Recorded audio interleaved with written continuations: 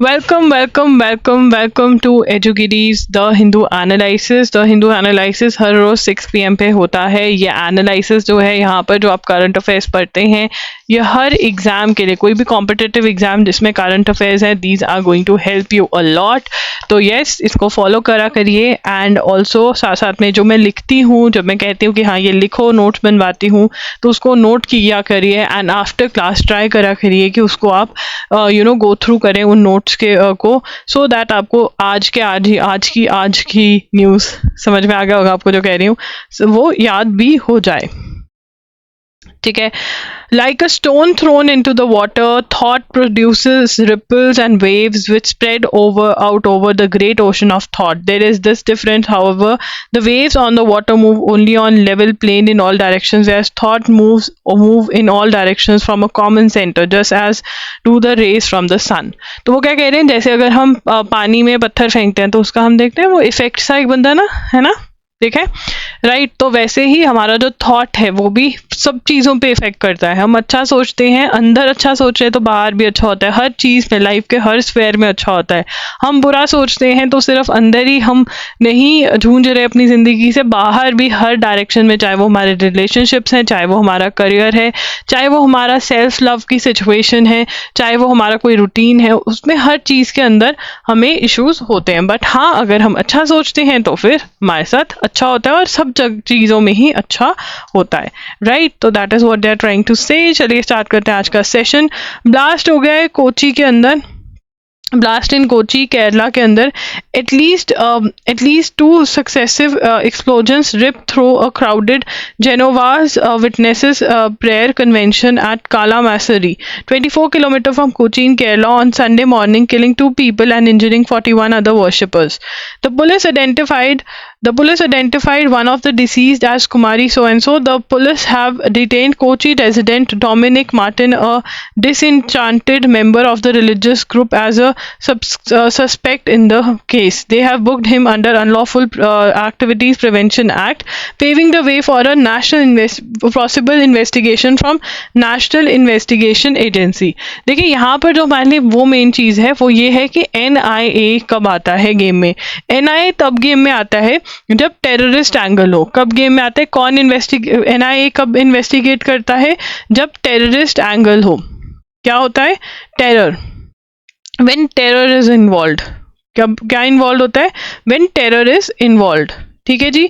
अब इसमें आगे चलेंगे। The blast occurred at 9:38 AM when an estimated 2,000 people assembled for the meeting, primarily families with women and children. Investigating took a startling turn on Sunday afternoon when Mr. Martin arrived at the Kodakara police station in Thrissur and confessed. So he confessed कि हाँ उन्होंने ये किया है। तो यहाँ पर blast in क्या लिखेंगे हम, blast in Kochi Kerala.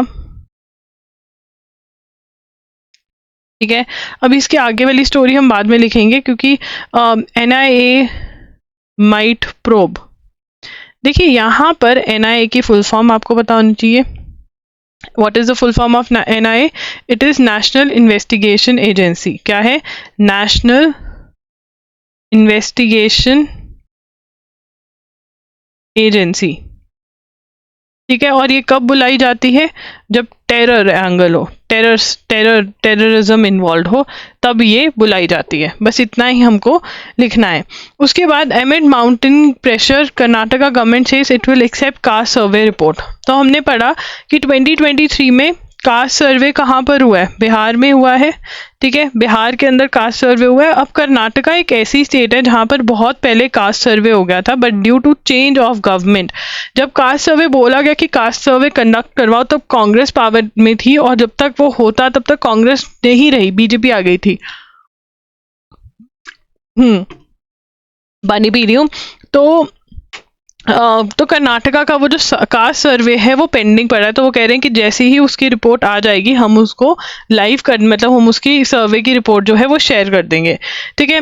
With less than a month left for the tenure of the current chairman of Karnataka state commission for backward classes to end and speculate rife over the fate of the socio economic survey popularly called the caste census. तो क्या conduct कर रहे हैं, socio economic सर्वे। देखिए मतलब अगर हमारा question आ जाए कि कौन सी दूसरी स्टेट न्यूज में है with regard have to caste survey. Bihar के बाद इट इज कर्नाटका, ठीक है, Karnataka is in news. There ministry Siddaramaiah on Sunday reiterated the Congress government's commitment to accept the report.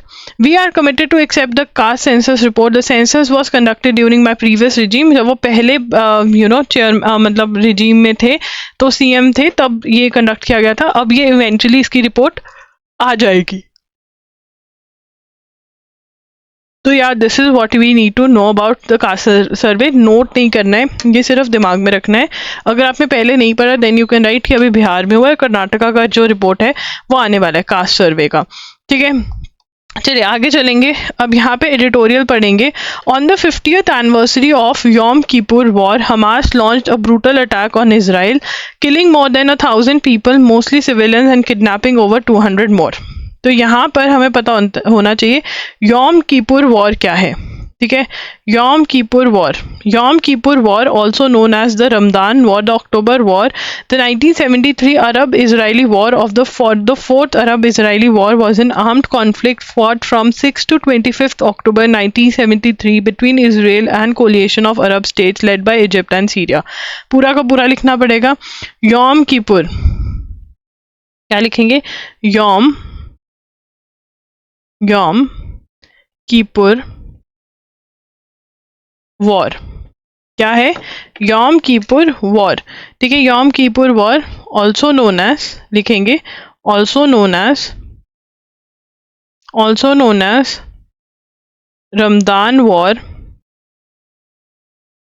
1973 Arab Israeli war, fourth war थी ये, यहाँ पे लिख देता है fourth Arab Israeli war,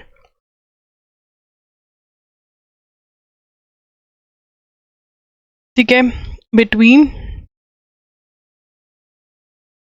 Israel and a coalition of Arab states led by Egypt and Syria, ठीक है ना। तो ये वॉर हुई थी, तो इसकी एनिवर्सरी थी और उसी एनिवर्सरी पे क्या हुआ, ये वाली वॉर की एनिवर्सरी 1973 में जो योम किपुर वॉर हुई, 1973 में तो योम किपुर वॉर हुई, उसकी एनिवर्सरी पे ऑन दिस एनिवर्सरी, ये नीचे एक नोट लिखेंगे, on 7th October 2023 50th anniversary of Yom Kippur War, Hamas attacked Israel, ठीक है ना। 7th October को 50th एनिवर्सरी थी, क्या थी? 50th एनिवर्सरी थी योम किपुर वॉर की, और तब अटैक किया हमास ने इजराइल को, ठीक है। अब आगे चलेंगे। Time and change. अब यहाँ पे a parliamentary committee appears to be quite close to finalising its report on 3 bills seeking to replace the existing criminal laws. So basically यहाँ पर हमें पता है कि क्रिमिनल लॉज जो हैं वो चेंज होने वाले हैं। तो क्रिमिनल लॉज जो हैं उसके अंदर हमें एक चीज़ समझनी होगी कि क्रिमिनल लॉ मतलब कोई ऑफेंस कमिट हुआ है तो उसमें 3 बेसिक लॉज हैं। एक तो है आईपीसी जिसको बोलते हैं इंडियन पीनल कोड, ठीक है ना। यहाँ पर ये क्या डिफाइन करते हैं, ये ऑफेंसेस डिफाइन करते हैं। फिर है CrPC, CrPC criminal procedure code, criminal procedure explain करते हैं कि इन्वेस्टिगेशन कैसे होगा, ठीक है, अरेस्ट करना है कैसे होगा, ठीक है, बेल लेनी है कैसे होगा। फिर आता है इंडियन एविडेंस एक्ट जो कि बताता है कि एविडेंस कौन कौन से कंसिडर किए जाएंगे, ठीक है ना। तो ऐसे ये 3 लॉज जो हैं ये बेसिकली डील करते हैं क्रिमिनल लॉ से, ठीक है। अब इनके अंदर चेंजेस लेकर आया जा रहे हैं, मतलब बिल्स लेकर आ रहे हैं, प्रपोजल्स। बिल्स क्या होते हैं?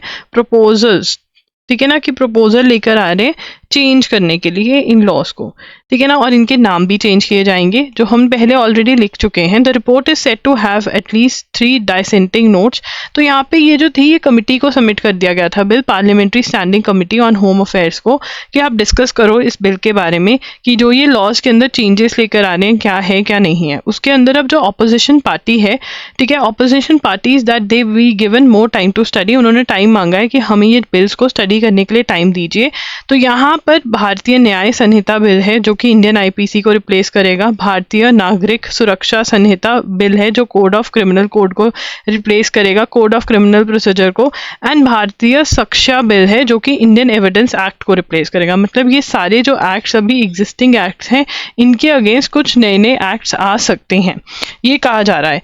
ठीक है, उसके बाद यहाँ पर there appears to be unanimity. अब जो वो कह रहे हैं कि इंडियन एविडेंस पे बहुत यूनानिमिटी, मतलब कह रहे हैं कि हाँ ये सही लग रहा है, बट हमें ये पता होना चाहिए कौन से वाला किसको रिप्लेस कर रहा है। तो अगर आपने अभी तक नहीं लिखा है, ये मैं ऑलरेडी नोट्स बहुत बार बनवा चुकी हूँ, तो यहाँ पर आप ये लिख सकते हैं, जैसे भारतीय न्याय संहिता बिल जो है इंडियन पीनल कोड को रिप्लेस करेगा, भारतीय नागरिकता सुरक्षा संहिता बिल जो है वो कोड ऑफ क्रिमिनल प्रोसीजर को करेगा, एंड उसके बाद जो बिल ऑफ भारतीय शिक्षा बिल है वो इंडियन एविडेंस एक्ट को करेगा। These are all very very important. ठीक है, these are very very important. चलिए आगे चलते हैं। Give up impropriety, demonstrate impartiality. अब यहाँ पे क्या है, देखिए यहाँ पर जो है वो बात करें स्पीकर के बारे में। ठीक है ना, जो स्पीकर होता है लोकसभा का बड़ा ही इंपॉर्टेंट होता है, उसके पास कुछ पावर्स होते हैं जो कि और किसी के पास नहीं होती है। Under the Indian constitution the Lok Sabha and legislative assembly elect two of its members.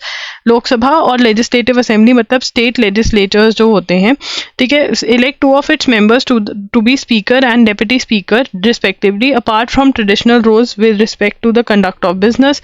Speakers perform two important function, certifying a bill to be a money bill over which Rajya Sabha Legislative Council have a limited role and deciding the disqualification under the 10th schedule of for disqualification।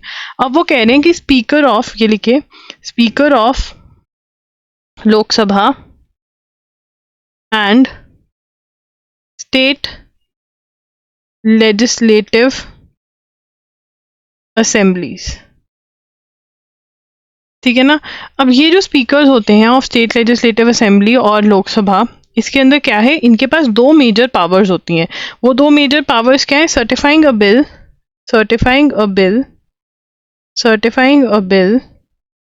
To be a money bill.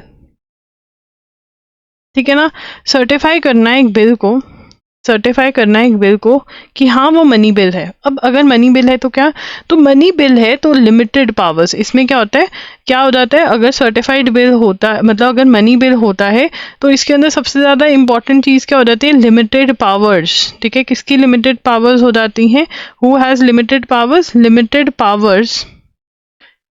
Powers of Rajya Sabha. ठीक है ना, limited power या limited role, उनको ये पास करना ही पड़ता है। ठीक है, तो यहाँ पे लिमिटेड पावर्स ऑफ राज्यसभा हो जाती हैं। ठीक है, अगर एक मनी बिल है, और ये मनी बिल है या नहीं है वो कौन डिसाइड करता है, स्पीकर डिसाइड करता है। ये PYQ है, बहुत बार आपको एग्जाम्स में दिखेगा। उसके बाद डिसाइडिंग ऑन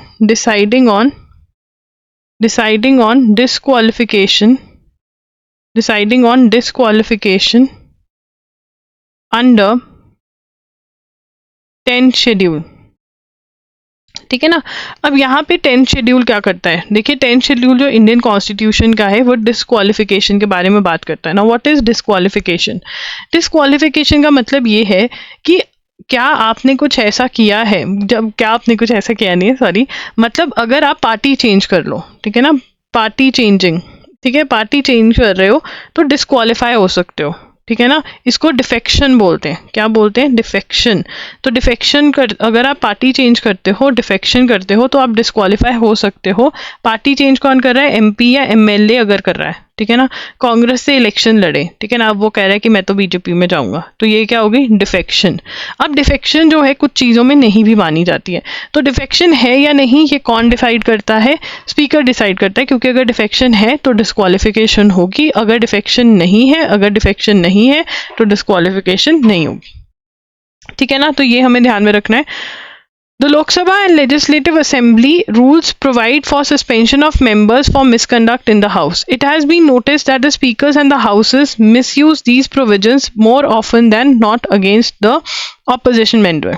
ठीक है ना, अब यहाँ पे एक और चीज़ है, इनके पास पावर होती है, ठीक है ना, लोकसभा और it has been notice speakers to the suspension of members, ठीक है, लोकसभा और लेजिस्लेटिव असेंबली के जो मेंबर्स हैं उनको सस्पेंड कर सकते हैं अगर कोई गलती हो। तो यहाँ पर वो कह रहे हैं कि बहुत बार जो है लोकसभा के जो स्पीकर्स हैं वो गलत यूज़ करते हैं इसका, जैसे अधीर रंजन चौधरी जो कांग्रेस के मेंबर हैं वो swiftly suspended for his remark against the prime minister, और ऐसे ही अगर बीजेपी वाले करते हैं तो वो नहीं करते। तो हमें यहाँ से क्या चीज़ें पता चलती हैं, हमें पता होना चाहिए ये क्वेश्चंस, क्योंकि यहाँ से हमारे PYQs निकलते हैं कि who certifying a bill to be a money bill, who certifies that a bill is a money bill और नॉट, स्पीकर, ठीक है। 10 schedule talks about which of the following, it talks about anti defection, ठीक है ना, यहाँ पे हम लिख लेंगे 10 schedule talks about anti defection, ठीक है ना, एंटी डिफेक्शन के बारे में ये बात करते हैं। किसके बारे में बात करते हैं, एंटी डिफेक्शन के बारे में। चलिए आगे चलेंगे। द IRs, अब यहाँ पे इंडियन रेलवेज की बात कर रहे हैं। IR क्या है, इंडियन रेलवे पे एडिटोरियल आया। The IRs freight segment, freight क्या होता है, जो गुड्स उठाकर लेके जाते हैं, इतनी बड़ी बड़ी गुड्स ट्रेन होती है वो फ्रेट है, ठीक है। अब यहाँ पर वो कह रहे हैं कि इंडियन रेलवेज अपना जो ग्रोथ है वो कैसे कर सकता है, कैसे ज़्यादा पैसे कमा सकता है। देखो इंडियन रेलवे जो है वो पैसेंजर से तो ज़्यादा टिकट पैसे चार्ज कर नहीं सकता, बहुत ज़्यादा बहुत वो सनसनी बन जाती है, ठीक है ना। Whereas the passenger segment makes huge losses. अब यहाँ पे वो कह रहे हैं कि जो कार्गो सेक्शन है इनका वो प्रॉफिटेबल है, जो पैसेंजर सेगमेंट है वो लॉस बनाता है, क्योंकि जो इतना टिकट चार्ज करना चाहिए उतना वो चार्ज नहीं कर पाता है Indian railways. The controller and auditor general of India report presented in parliament on 8 August 2023 states that there was a loss of ₹68,269 crore in all classes of passenger services during 21-22, with all the profit from freight traffic nullified in cross subsidizing passenger services। तो वहाँ पे जो भी profit वो कमा रहे हैं वो पैसेंजर का लॉस खत्म करते करते कुछ भी रेलवेज जो है अल्टीमेटली प्रॉफिट में नहीं जाता है। This is nothing new for IR, but the situation has become grimmer, and since any significant increase in passenger fares is unlikely, the IR has no option but to boost it। अब यहाँ पे वो क्या कह रहे हैं, देखो यहाँ पर वो बोल रहे हैं, ये समझने वाली बात है, आपको लिखनी नहीं है, कि जो फ्रेट सेक्शन है इंडियन रेलवेज का, मतलब जो कार्गोज का है वो तो प्रॉफिटेबल है, इट इज़ प्रॉफिटेबल, ठीक है ना, दैट इज प्रॉफिटेबल, ठीक है। बट वहीं पर जो पैसेंजर सेक्शन है वो लॉस में जा रहा है, पैसेंजर सेक्शन जो है वो लॉस में जा रहा है, ठीक है। अब इसको दोनों को इक्वलाइज करें, लॉस को अगर प्रॉफिट को इसको देखें तो इसका प्रॉफिट जो है वो सारा इसके लॉस को निपटाने में लग जाता है, तो कोई भी मतलब प्रॉफिट अल्टीमेटली रेलवेज प्रॉफिट में नहीं निकलती है। अब वो कह रहे हैं देखो बात ऐसे है कि ये जो लॉस में जा रहा है, ठीक है, या तो हो कि फेयर्स हम इंक्रीज कर दें, ठीक है ना, या तो हो कि हम फेयर इंक्रीज कर दें। वो कहते हैं फेयर इंक्रीज कर नहीं सकते, बहुत प्रॉब्लम हो जाएगी, तो यहाँ पे इनको कार्गो के अंदर ही और कमा करके करना होगा इंडियन रेलवे को, ये कह रहे हैं वो। What was caused in the recent thaw in US Venezuela ties, मतलब क्या प्रॉब्लम आ गई थी वेनेजुएला और USA के बीच में। तो यहाँ पे हम लिख लेंगे Venezuela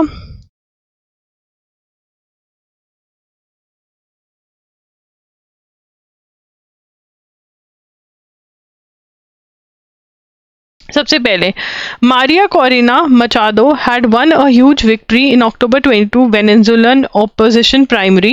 The Biden administration just days earlier had agreed to ease years-long brutal sanctions against the country. तो यहाँ पे लिखेंगे USA had agreed to ease years-long brutal sanctions against the country's oil, gas and mining industries, ठीक है ना, in exchange for President Nicolas Maduro conducting free and fair elections in Venezuela in 2024. So basically what happened, आपको याद होगा mister Jaishankar की एक जो reel थी वो बहुत वायरल हुई थी, जब यूरोप में उनसे पूछा गया कि आप रशिया से क्यों ऑयल ले रहे हैं, तो उन्होंने बोला था कि आप भी तो ले रहे हैं रशिया से ऑयल, यूरोप भी तो रशिया से ऑयल ले रहा है। उन्होंने बोला था आपने सभी दरवाजे बंद कर रखे हैं, या तो आप वो खोल दीजिए, ठीक है ना। ईरान से हम ऑयल नहीं ले सकते, वेनेजुला से हम नहीं ले सकते, तो वेनेजुला भी एक ऑयल रिच कंट्री है, बट इसके ऊपर सैंक्शंस लगा रखे थे यूएसए ने, तो वो गैस माइनिंग और जो इंडस्ट्रीज थे वो दूसरी कंट्रीज को नहीं बेच सकते थे। अब यहाँ पे प्रेसिडेंट जो उनके हैं निकोलस मडूरो, उन्होंने बोला कि ठीक है आप ये सैंक्शंस हटा दीजिए, हम फ्री एंड फेयर इलेक्शंस कराएंगे, मतलब कोई भी चीटिंग नहीं होगी जो इलेक्शंस 2024 में होंगे, ठीक है। अब ऐसा क्यों हुआ, इतने सालों तक ऐसा यूएस ने नहीं किया, क्यों हुआ? अब यहाँ पे जो ऑर्डर है वो कह रहे हैं कि ये अग्रीमेंट, ठीक है ना, रिमूवल ऑफ, ठीक है, removal of sanctions, removal of sanctions was because of Ukraine Russia war, ठीक है ना। US doesn't want countries to buy oil from Russia, but it needs to open other options which have been closed by USA. तो USA ने मना किया था, sanction लगाया था कि नहीं खरीद सकते। अब अगर यूएसए कह रहे कि अच्छा तुम रशिया से भी ना खरीदो, तो वर्ल्ड तो कह रहे भाई हम कहाँ से जाएं, ठीक है ना, हमें तो खरीदना है। तो वेनेजुला के पास भी बहुत सारे ऑयल रिजर्व्स हैं, तो वेनेजुला से खरीद सकते हो, इसलिए इन्होंने ये डील करी, ठीक है ना। तो यहाँ पर अब with in weeks of February 2022 invasion, कौन सी इन्वेजन, रशिया यूक्रेन की इन्वेजन जब हुई है, ठीक है ना, तभी बाइडन ने अपने बंदे भेज दिए थे वेनेजुला कि भैया तुम वहां पर जो है इनके साथ नेगोशिएट करो, क्योंकि इनके पास भी वर्ल्ड के लार्जेस्ट ऑयल रिजर्व्स हैं जिनके ऊपर हमने सैंक्शंस लगा रखा है कि तुम दूसरी कंट्रीज को नहीं भेज सकते, बट अब भेज सकते हैं, ठीक है ना। वेनेजुला इनकी बातें नहीं मान रहा होगा, तो यूएसए है, कुछ भी कर सकता है, ठीक है। तो यहाँ पर वो कहते हैं 4th लार्जेस्ट इकॉनमी हुआ करती थी एक टाइम पर 2013 में वेनेजुला की, बट अब जो है it is one of the poorest, ठीक है, रीजन के अंदर। लैटिन अमेरिका में 4th होती थी, बट अब पुअरेस्ट है जब से ये सैंक्शंस लगे हैं, ठीक है ना। अब उसको यूएस फाइनेंशियल मार्केट्स का भी असेस मिलेगा और ये सब कुछ होगा, तो वेनेजुला और यूएसए के बीच में ये चीज़ें हैं। चलिए आगे चलेंगे। PM discusses security situation in West Asia with Egypt president. अब यहाँ पर ये क्या, अगेन एक बार रिविजन हो रही है कि गाजा से रिलेटेड हमने क्या किया है। इंडिया ने जो है वो असिस्टेंस भेजी है, ह्यूमैनिटेरियन असिस्टेंस कैसे भेजी है, सामान भेजा, उनको रिलीफ भेजा है।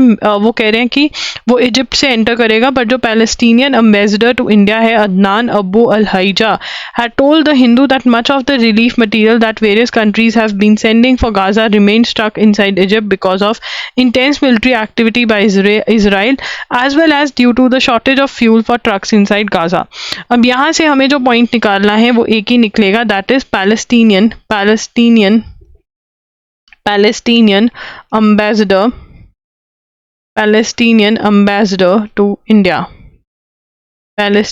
ambassador to India, that is Adnan Abu al Haija, ठीक है।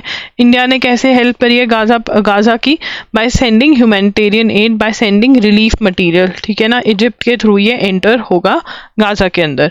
उसके बाद जो दूसरी चीज करी है, India abstained at the UN General Assembly on Friday during a resolution calling for a ceasefire in fighting. तो यहाँ पर यूएन के अंदर यूएन जनरल असेंबली में एक रेजोल्यूशन आई है, मैं तुम्हें कल लिखवा चुकी हूँ तो लिखने की जरूरत नहीं है, समझा रही हूँ। रेजोल्यूशन आया कि जो गाजा के अंदर इजराइल अटैक कर रहा है उसके अंदर सीज फायर हो जाना चाहिए, मतलब they should stop firing, cease का मतलब स्टॉप फायरिंग, ठीक है ना। जिसके अंदर इंडिया अब्सटेन, मतलब इंडिया ने वोट नहीं किया, इंडिया अब्सटेन्ड फ्रॉम वोटिंग, ठीक है। यहाँ पर यूएसए और यूके ने अगेंस्ट वोट किया इसके। क्यों ऐसा हुआ, why did they do so, India ने अब्सटेन क्यों किया? इंडिया ने बोला कि यहाँ पर वो बात नहीं हुई है कि इजराइल के अंदर जो टेरर अटैक हुआ उसको भी क्रिटिसाइज करना चाहिए था। Israel terror attack should also have been criticize, वो भी क्रिटिसाइज होना चाहिए, बिकॉज उसी वजह से सारी चीज़ें स्टार्ट हुई। एंड स्टार्ट होने की बजाय भी वो क्या कह रहे हैं कि टेरर जो है वो किसी फॉर्म में भी हमें एक्सेप्ट नहीं करना चाहिए, terror should not be accepted in any form. ठीक है, चलिए आगे चलेंगे। ED ropes in ISRO IIT Kanpur to probe illegal sand mining. अब यहाँ पे डायरेक्टोरेट ऑफ इन्फोर्समेंट डायरेक्टोरेट जिसको कहते हैं ईडी, ठीक है, उसको कब इन्वॉल्व किया जाता है? इन्फोर्समेंट डायरेक्टोरेट, जैसे हमने आज ही पढ़ा था कि एनआईए जो होता है, जब टेररिस्ट एक्टिविटी होती है, ठीक है, लगता है टेररिस्ट एक्टिविटी है, तो उसको इन्वॉल्व किया जाता है। इन्वेस्टिगेशन जो है वो नेशनल इन्वेस्टिगेशन एजेंसी करती है। वैसे ही अगर इलीगल तरीके से कोई पैसा कमा रहा हो तो इन्फोर्समेंट डायरेक्टोरेट को बुलाया जाता है। इलीगल मतलब मनी लॉन्ड्रिंग, उसको क्या टर्म यूज करी जाती है? Illegal, earning money through illegal methods, earning money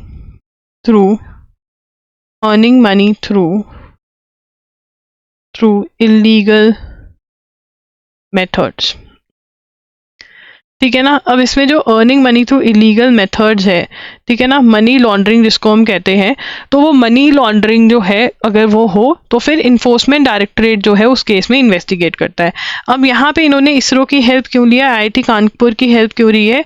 has roped in experts from ISRO and IIT Kanpur to assist in ongoing investigation into allegations of excessive sand mining in Tamil Nadu. ठीक है ना। किसमें help लिए? तो हम ये लिखेंगे डायरेक्टोरेट इन्फोर्समेंट डायरेक्टोरेट लिख लो, ED, enforcement directorate has taken help from experts from IIT Kanpur and ISRO to assist in ongoing investigation of excessive बहुत ज़्यादा sand mining in तमिलनाडु। ठीक है ना। जो एक्सेसिव माइनिंग हो रही है तमिलनाडु के अंदर, ठीक है ना, उसके अंदर आईआईटी कानपुर और इसरो की हेल्प ले रहे हैं। Investigators from the ED have sought the support of scientist of ISRO and IIT Kanpur to assess the area and quantum of sand mined along riverbeds in the state. As part of probe into allegations that a huge quantity of sand was excavated in violation of environment clearance. बहुत ज़्यादा जो sand है, जो नदी के साथ पानी के साथ sand आती है, वो एक level तक निकाल सकते हो, बट यहाँ पे बहुत ज़्यादा निकाली गई है, which is not right. The sources further said the ISRO was in process of providing satellite images of the site over a period of time. ISRO क्या करेगा? ISRO was to provide, यहाँ पे इतना ज़्यादा डिटेल नहीं लिखा, ISRO will provide satellite images of the sites over a period of time. ठीक है। Images will help in assessing the depth mined, which experts from Kanpur would use to measure the quantum. Images will help in assessing the depth of sand mined, which experts from IIT Kanpur would use to measure the quantum. ठीक है। तो यहाँ पे ये क्या कर रहे हैं, जो इसरो वाले हैं वो सैटेलाइट पिक्चर्स प्रोवाइड करेंगे कि भैया पहले कितनी मिट्टी थी अब कितनी है, और फिर डेप्थ असेस करके आईआईटी कानपुर वाले बताएंगे कि क्या हुआ क्या नहीं हुआ। ये ऐसे हेल्प जो है ईडी इनकी ले रहा है। The middle income trap is an economic development situation in which country that attains a certain income due to given advantages get stuck at that level. ठीक है। इंडिया जो है वो कह रहे हैं कि बहुत ग्रो कर रहा है, ठीक है ना, क्या कर रहा है, इंडिया ग्रो कर रहा है, बट अब क्या डर है कि मिडिल इनकम ट्रैक में ना हो जाए, मतलब एक जगह पे जो है इकोनॉमिक डेवलपमेंट वो इतनी ज़्यादा होकर के रुक ना जाए, आगे बढ़े। उसके लिए इंडियन गवर्नमेंट क्या करिए, government preparing to release vision India 2047 document. क्या रिलीज करिए, विजन इंडिया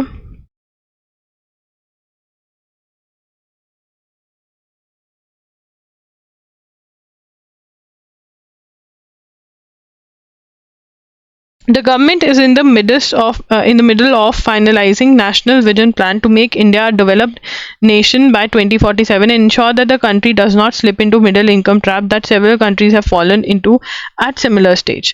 ठीक है ना, includes an outline of reforms and outcomes to be achieved by 2030. ठीक है ना, क्या करिए, vision plan to make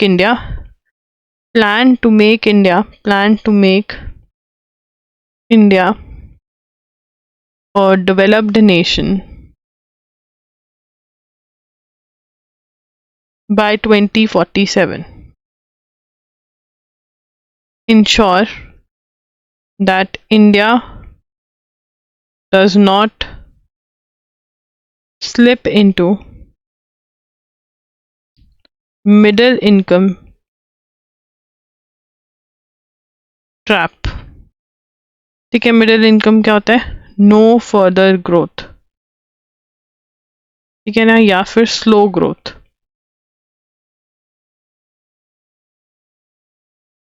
ठीक है, उसके बाद includes an outline of reforms and outcomes to be achieved by 2030 along with structural change in governance that will be critical to make India, ठीक है, structural changes along with structural changes in governance that will make India a $30 trillion economy by 2047. ठीक है, हम क्या बनना चाहते हैं, 30 trillion economy बनना चाहते हैं। तो इसके अंदर प्लान बना रहे हैं जो कब तक अचीव करना है, 2030 तक। ठीक है ना, जो ये विजन डॉक्यूमेंट है, विजन इंडिया 2047 डॉक्यूमेंट जो है वे बेसिकली क्या प्लान है कि इंडिया को डेवलप नेशन बनाना है बाय 2047। क्वेश्चन क्या आ सकता है कि कब तक इंडिया को डेवलप नेशन बनाना चाहते हैं, 2047 का टारगेट है। ठीक है ना, मिडिल इनकम ट्रैप में ना फंस जाए, मतलब ग्रोथ ना हो, स्लो ग्रोथ हो, इसके बाद ऐसा नहीं चाहते। 2030 तक जो हैं हम जो अचीव करना है वो इस डॉक्यूमेंट में लिख रहे हैं। ठीक है, गवर्नेंस में चेंजेस लेकर आने पड़ेंगे क्योंकि $30 ट्रिलियन इकोनॉमी बनाना है बाय 2047। ये क्लैट वालों के लिए फिगर्स जो हैं बहुत इंपॉर्टेंट है, बाकी जो ऊपर के पॉइंट्स हैं वो सभी के लिए इंपॉर्टेंट है। उसके बाद यहाँ पर the NITI Aayog is giving finishing touches to the plan called vision India at 47, vision India at 2047 document. ठीक है, कौन बना रहा है इसको, नीति आयोग। बहुत बार क्वेश्चन यही आया है, इस गिविंग नीति आयोग इसको बना रहा है। ठीक है, क्वेश्चन बहुत बार यही आया है कि कौन बना रहा है इस डॉक्यूमेंट को, नीति आयोग जो है इस डॉक्यूमेंट को बना रहा है।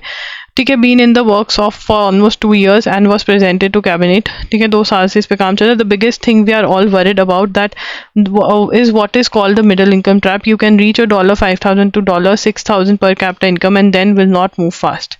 ठीक है ना, मिडिल इनकम ट्रैप इन्होंने कैसे डिफाइन किया है, middle income trap, you can reach a $5,000 to $6,000 per capita income and then will not move fast. ठीक है ना, purpose is to avoid, purpose of document is to avoid that and take the country to next level. He said, citing the example of Argentina that has failed to live up to its promises over the years. We have cut through the poverty issue. We have, मतलब हमने basic कर लिया, electricity, roads बना ली हैं, water connections दे दिए हैं. Now we have to get to the next level. Our momentum will take you through the next 3 to 4 years. Then you will start hitting the middle income trap. ठीक है, how do you address regional disparities, urban, rural, or even east and north, with the east and north getting left behind and the west and south pushing ahead. India के अंदर ही, ठीक है, while India's share of global GDP has tripled from 1.1% in 19. अब ये हम लिखेंगे, ये only CLAT वाले बच्चे लिखेंगे जो मैं ये पॉइंट लिख रही हूँ. यहाँ पे हम लिख लेंगे ओनली क्लैट एंड फिर पॉइंट लिखेंगे India share of the global GDP has tripled from 1.1% in 1991 to 3.5% in 2023. ठीक है, तो ये जो है ये हमें पता होना चाहिए. या दैट्स दैट. उसके बाद देखो यार, यहाँ पर एक रिविजन मारते हैं. तो बेसिकली इंडिया 2047 का डॉक्यूमेंट आया है जो नीति आयोग लेकर आई है. ठीक है, इसके अंदर क्या है, 2030 तक के गोल्स लेकर आ रहे हैं, क्या, ताकि हम मिडिल इनकम ट्रैप में ना फंस जाए. वो एक ऐसा ट्रैप होता है कि एक लिमिट तक पूरी जो ग्रोथ होती है वो हो जाती है, उसके बाद जो आगे की ग्रोथ है वो स्लो डाउन हो जाती है. हम वो नहीं चाहते, और इस डॉक्यूमेंट का मेन पर्पस यही है कि हम मिडिल इनकम ट्रैप में जो है वो नहीं फंसे. That is India vision India 2047 document. ठीक है, उसके बाद यहाँ पर और क्या बताया इन्होंने कि रिफॉर्म्स कैसे होंगे. 2030 तक जो गोल्स अचीव करने हैं वो डिफाइन करे हैं. $30 ट्रिलियन की इकॉनमी बनना है हमको 2047 तक हमको एक डेवलप्ड कंट्री बनना है, मतलब हमको USA कनाडा बन जाना है.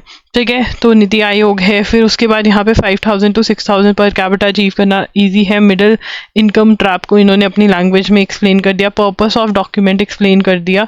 एंड उसके बाद यहाँ पे ओनली फॉर क्लैट की 1991 में हमारी ग्लोबल GDP कितनी थी और 2023 में ग्लोबल GDP कितनी है. ये वाला क्वेश्चन ALET के अंदर सबसे ज़्यादा एक्सपेक्टेड है. ALET 2023 जो कि 2024 का है बट हो 2023 में रहा है, यहाँ पर सबसे ज़्यादा आने के चांसेस हैं इसके. Was Turkey earthquake due to interrupted chat between fault lines? अब यहाँ पे तुर्की और सीरिया के अंदर फरवरी 2023 के अंदर बहुत ही बड़ा earthquake आया था. इंडिया ने हेल्प भेजी थी, तो उस ऑपरेशन को क्या नाम दिया गया था, ऑपरेशन क्या था जिसमें हेल्प कर रही थी, इंडिया ने हेल्प करी थी टर्की की. जल्दी बताइए, टर्की का नाम चेंज होकर तुर्की हो गया है, तो ये भी आपको पता होना चाहिए. ठीक है, the latest death toll is 50,000. More than a lakh other people were injured in 11 provinces. At least 1.5 crore people and 40 lakh buildings were affected. Some 3.4 lakh apartments were destroyed. The earthquakes weren't entirely unexpected given Turkey's seismic history, but scientists were startled by, मतलब scientists confused हो गए थे कि क्या हो गया इतना बड़ा earthquake. Scientists seek to understand how earthquake occurs. अगर तो वो fault lines मैंने आपको बहुत बार explain किया था कि ये जो ऊपर नीचे हो जाती हैं प्लेट्स जो अर्थ के नीचे हैं, ये ऊपर नीचे होती हैं और ये बीच बीच में स्ट्रेस बनाती रहती है, और जो स्ट्रेस बहुत ज़्यादा हो जाता है तब अर्थक्वेक का होता है. तो इसको पढ़ते हैं. The earth crust consist of tectonic plates. Earth का जो क्रस्ट है उसके अंदर क्या है, टेक्टोनिक प्लेट्स है. Fault lines form where these plates interact as they collide, pull apart और slide past each other. When these plates abruptly grind and slip past each other they release pent up pressure leading to earthquakes. ठीक है ना, pressure बनता है, stress बनता है. The earthquake in Turkey occurred along the east and northern Anatolian fault lines. तो ये हम लिख लेंगे earthquake in Turkey February 2023 earthquake in Turkey occurred along east and north Anatolian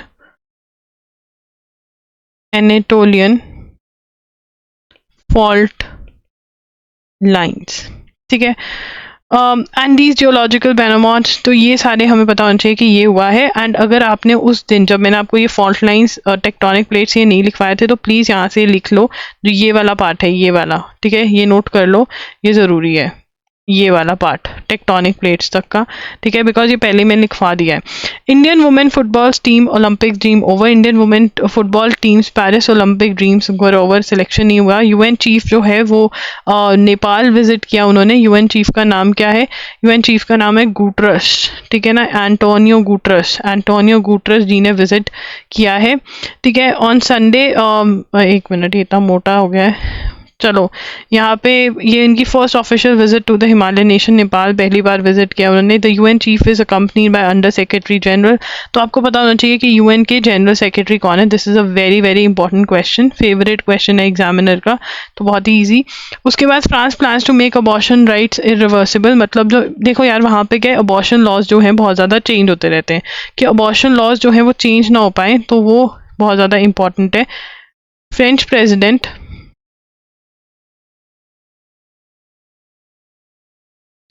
plans to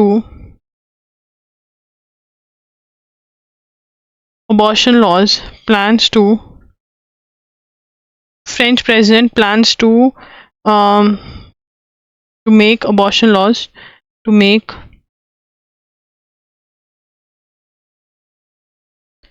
irreversible by making the constitution to make them irreversible, ठीक है ना। हाँ, irreversible मतलब जो बना दिए वो ही रहेंगे, उसके अंदर कोई चेंज नहीं आ सकता, irreversible बना देंगे।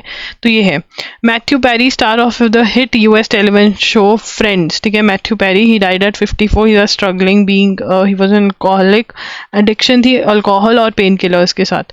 मास commemoration held on first anniversary of South Korea stampede, वहाँ पे हेलोइन के टाइम पर स्टैम्पेड हो गया था, 160 लोग जो थे साउथ कोरिया में उनकी डेथ हो गई थी। Chinese party delegation visit Solomon islands, तो इसको पढ़ लेते हैं। A Chinese communist party delegation has visited the Solomon islands, calling the flourishing cooperation between China and Pacific nation a show of how diplomatic ties were in their people's interest. The delegation, led by the deputy head of the international department under China's Communist Party Central Committee, goes you met Solomon Islands Prime Minister Manasseh Sogavare, ठीक है ना।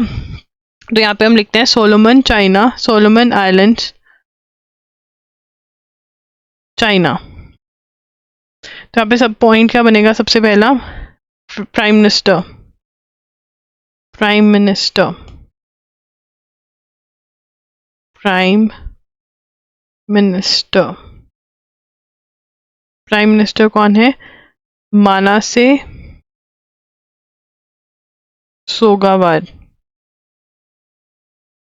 Prime minister of Solomon Islands, ठीक है। A visit spanning from Friday to Sunday, the delegation also met the foreign minister and the energy minister. China has signed a policing pact with Solomon. China had signed a policing pact with Solomon Islands in July 2023. Police related pact sign किया Solomon Islands के साथ China ने 2023 के अंदर जुलाई में। Both countries upgraded their ties to comprehensive, ठीक है, ये भी लिखेंगे। बोथ कंट्रीज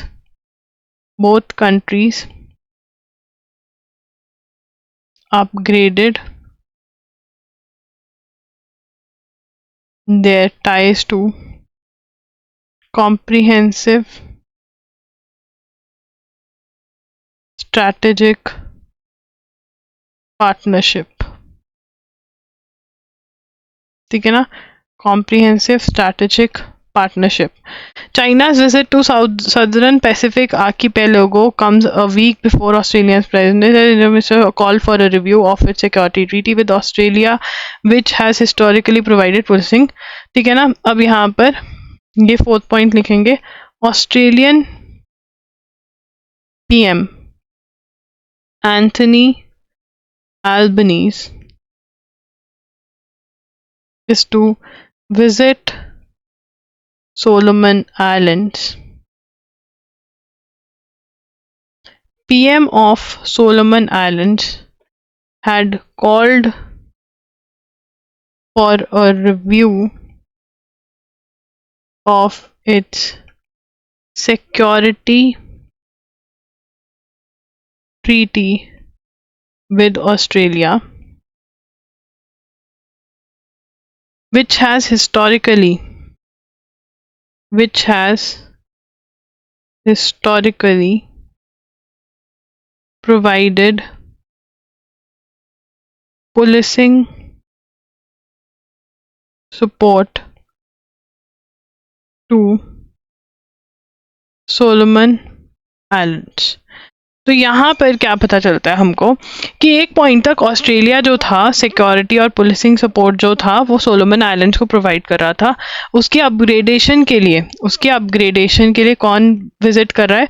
उसके अपग्रेडेशन के लिए जो पीएम ऑफ ऑस्ट्रेलिया हैं वो विजिट कर रहे हैं। कॉल फॉर रिव्यू ऑफ उन्होंने सोलोमन आइलैंड्स ने कहा कि हम वो सिक्योरिटी अग्रीमेंट को एक बार देख लें, आप ज़रा आ जाइए।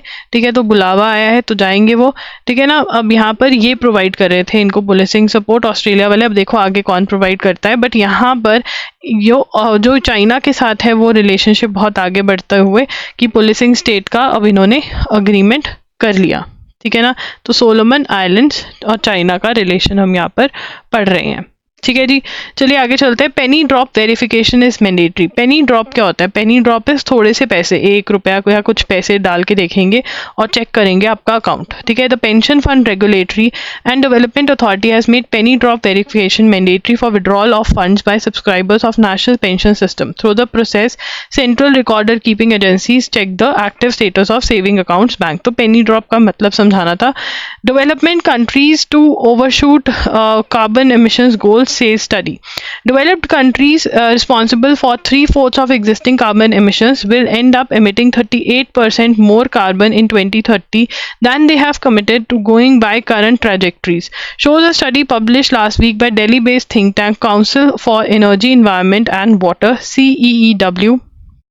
लिखेंगे CEEW carbon emissions report।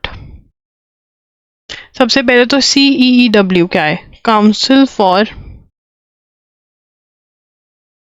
Energy, environment and water. ठीक है ना, ये क्या है? Delhi based think tank. What is it? It is a Delhi based think tank. What is it? It is a Delhi based think tank. ठीक है ना, दिल्ली बेस्ड थिंक टैंक है।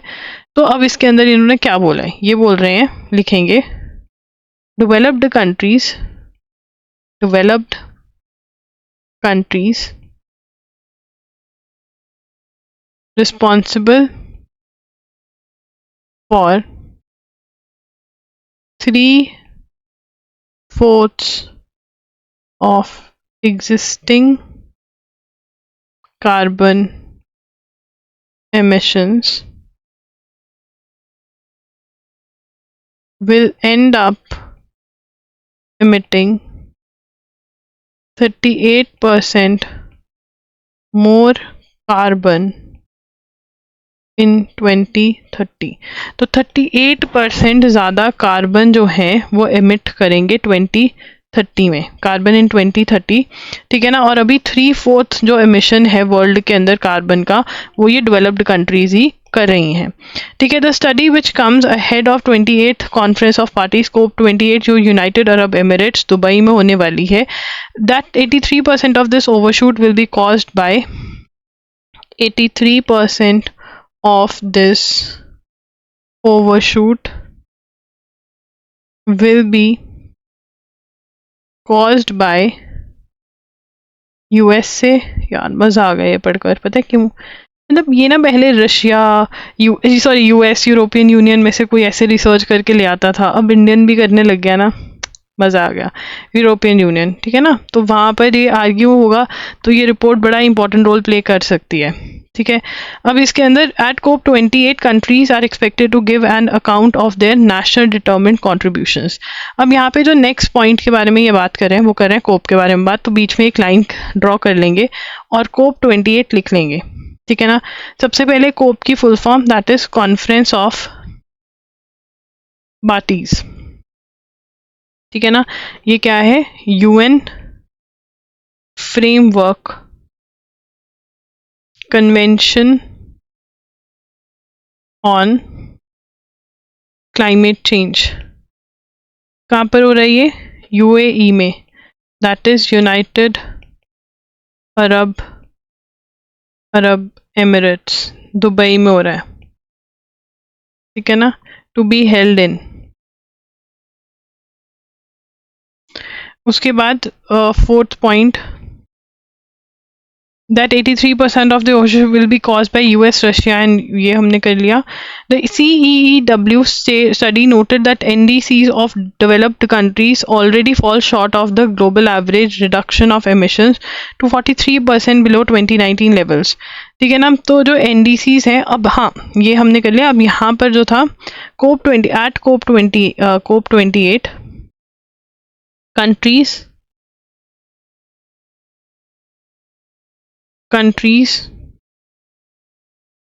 are expected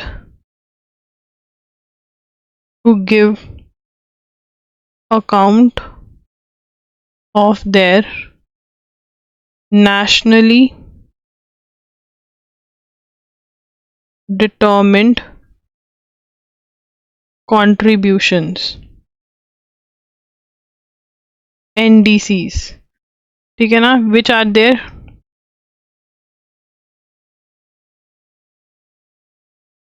commitments to UN on emission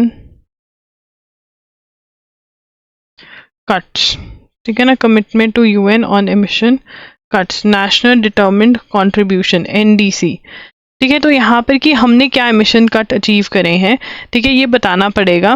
already fall short of global average reduction of emissions to 43% below 2019 levels, तो वो achieve नहीं कर पा रहे हैं जो टेम्परेचर कम रखना है. For a fighting chance at keeping warming below critical tripping points decades, collectively developed countries were to reduce emissions by 5% from the 1990 levels between and by 18% during this, ठीक है. हम यहाँ पे लिख लेते हैं ये targets. Developed countries were to reduce emissions by 5% from their 1990 levels between 2008 and 2012 and by 18% during 2013 to 2020. मतलब इतना इनके टारगेट्स थे जो वो नहीं कर पाए. And to keep temperatures below 1.5 degrees Celsius, developed countries need to cut emissions to 43% below their 2019. However, the study found that based on their current emission trajectories, their cuts would likely amount to only 11%. तो कितना cut करना है अगर temperature अर्थ का सही रखना है? To keep temperatures लिखेंगे, to keep temperatures below 1.5 degree, below 1.5 degrees Celsius, developed countries need to cut emissions to 43% below their 2019 level. Now 11% by 20, ये लिखेंगे, पूरा ही लिखना पड़ेगा. According to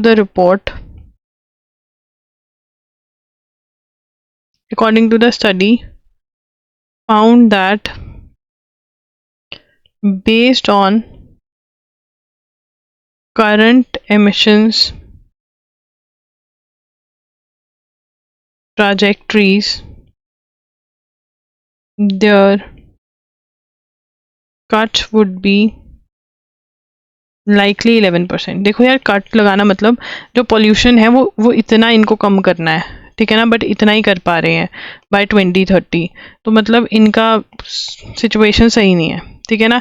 accept for 2 countries, Belarus and Norway, none of the developed countries seem to be on path to meet their 2030 targets, though Japan and Kazakhstan are close and expected to miss their targets by only a single percentage point. तो ये भी हमको note करना पड़ेगा. Belarus and Norway only developed countries seem to be on the path to meet 2030 targets. Japan and Kazakhstan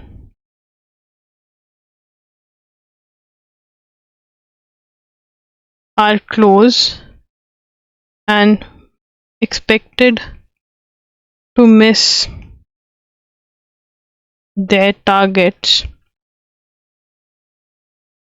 by only a single percentage point.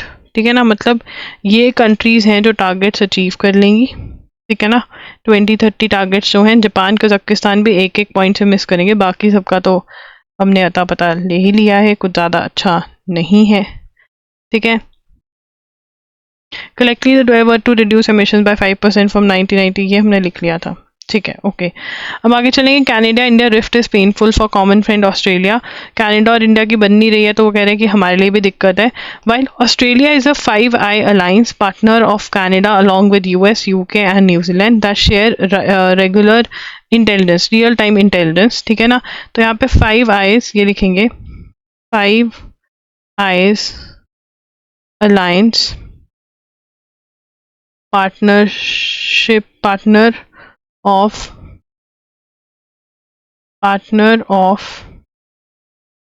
Canada, ठीक है ना। यहाँ पे क्या है ये हम लिखेंगे, 5 आईज अलायंस, ये लिखना है। 5 आईज अलायंस में कौन कौन है, 5 शेयर, यहाँ पे हम लिखेंगे Australia, Canada, US, UK and New Zealand share real-time data with regard to intelligence। मतलब एक्चुअल में क्या हो रहा है वो सारा शेयर करता है। It is also working with India, क्योंकि क्वाड का पार्ट है, ठीक है ना। US, Japan, India, Australia. It is India's turn to host the Quad summit next year. नेक्स्ट ईयर क्वाड कहाँ पे हो रही है, क्वाड 2024 कहाँ पर हो रही है, इंडिया में हो रही है, ठीक है। और क्वाड का मेंबर कौन कौन है, ऑस्ट्रेलिया, यूएस, जापान, इंडिया, ठीक है। A response from the US may give in the next, ठीक है। When asked if the Indian-Australia Comprehensive Economic and Commercial Agreement, Free Trade Agreement, would be ready for signing by Albany's visit, Mr. Green said that would be his preference, but he couldn't put any deadline. तो हम यहाँ पर हमारा ECTA इनके साथ complete हो गया, Australia के साथ। ऑस्ट्रेलिया एंड इंडिया लिखेंगे, ये Australia and India negotiated an economic cooperation and trade agreement, that is ECTA, came into force in December 2022, ठीक है ना। टॉक्स गोइंग ऑन फॉर, यहाँ पे आप नीचे लिखेंगे, मैं ऊपर लिखूंगी, talks going on for comprehensive economic and commercial agreement, ठीक है ना। तो हम ये इनके साथ साइन करना चाहते हैं, और ये हमारा ऑलरेडी इनके साथ हो गया है, ये हमारा ऑलरेडी इनके साथ हो गया है, ठीक है ना। तो ये चलेंगे आगे। So that's it. So yeah, if you want to buy our lectures, please visit www.lawgiri.in, ठीक है। वहाँ पे हमारे मॉक टेस्ट भी लाइव हो रखे हैं, CUET और MHCET के, to check them out. Bye bye, take care, मिलेंगे कल 6 बजे, बाय बाय।